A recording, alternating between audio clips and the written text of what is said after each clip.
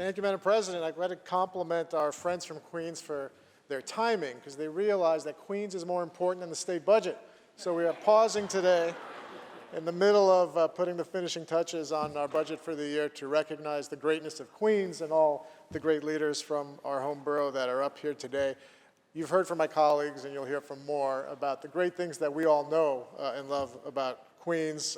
First and foremost for me is always just the fact that it's everybody's home. People from all over the world come together, live next to each other. Sometimes they don't even speak the same language and somehow become friends. And classic Queens story, I remember growing up, my grandmother lived with us, my parents are immigrants from Greece, didn't speak a lick of English. The neighbors next door, an Italian family, the grandfather there also didn't speak a word of English, only Italian. And one day I'm going out to my backyard and I see them trading vegetables from their yards and talking to each other.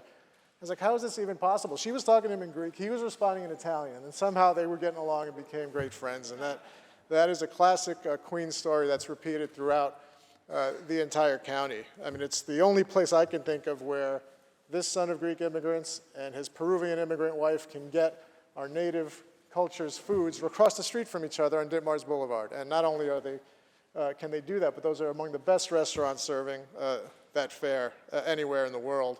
And of course, every street you cross and every neighborhood you go to presents the very best of the food, of the culture, of the religious observances.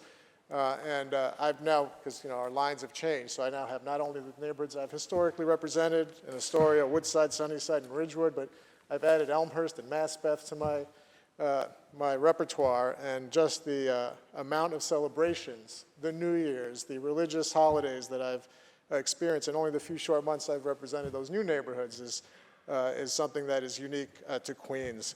I want to say a word about one of our colleagues who's not from Queens, who you're going to hear from shortly. Senator Bailey gets special dispensation to speak about Queens Day because he's from the Bronx and he's a huge Mets fan. And so that causes him all sorts of grief at home, but we appreciate him for it. Senator Bailey, thank you for your Mets fandom.